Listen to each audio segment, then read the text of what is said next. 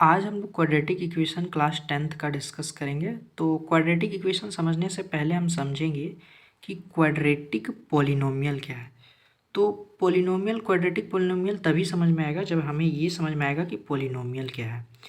तो पॉलिनोमियल किसी को कहते हैं वो हम लोग समझेंगे। तो पॉलिनोमियल जैसे इस टर्म में लिखा रहता है P X is equal to A N X की power N plus A N minus one X की power N minus one plus A N minus two X की power N minus two plus so on up to plus A naught. ये इसका general term है। Polynomial को लिखने का ये क्या है, जनरल टर्म है।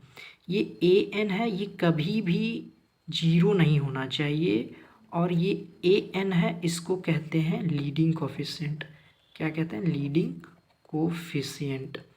इसमें एन है पॉजिटिव इंटीजर। एन क्या है? पॉजिटिव इंटीजर है। आप सभी को समझ में आता होगा कि इंटीजर किसको कहते हैं और पॉजिटिव इंटीजर किसको कहते हैं। इसमें जो एक्स है वो है वेरिएबल, और ए वन ए टू इस तरह से यहाँ पे लिखते जाएंगे। तो A one A naught A one A two so on up to A N है। ये क्या है? कांस्टेंट टर्म्स है। Constant terms, constant terms. अब इस पॉलिनोमियल में अगर हम पी एक्स, जैसे ये पॉलिनोमियल है ए एन एक्स की power N plus A N minus one X की power N minus one plus so on up to plus A not.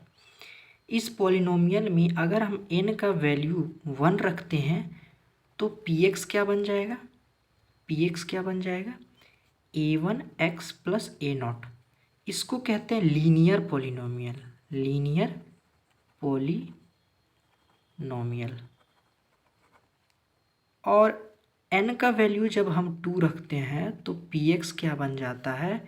a2x, यहाँ n2 रख देंगे प्लस a1, इसमें माइनस करेंगे 1 क्योंकि यहाँ पे n माइनस जनरल टर्म यही है।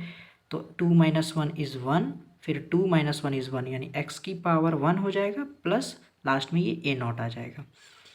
तो ये जो टर्म है इसी को कहते हैं क्वाड्रेटिक पॉलिनोमियल। इसको कहते हैं क्वाड्रेटिक पॉलिनोमियल। अब इस क्वाड्रेटिक पॉलिनोमियल px को जब हम जीरो से इक्वेट करेंगे तब ये क्या बन जाएगा? A two X square plus A one X plus A naught is equal to zero. तो ये बन जाएगा हमारा क्वाड्रेटिक इक्वेशन।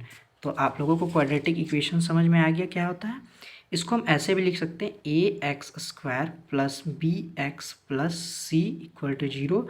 और हमेशा हमें यह ध्यान रखना है कि ए कभी भी जीरो के बराबर नहीं होना चाहिए और हाईएस्ट डिग्री हमेशा 2 ही होना चाहिए। यानी n का वैल्यू हाईएस्ट डिग्री यानी n का वैल्यू हमेशा 2 ही होना चाहिए, तब वो होगा क्वाड्रेटिक इक्वेशन।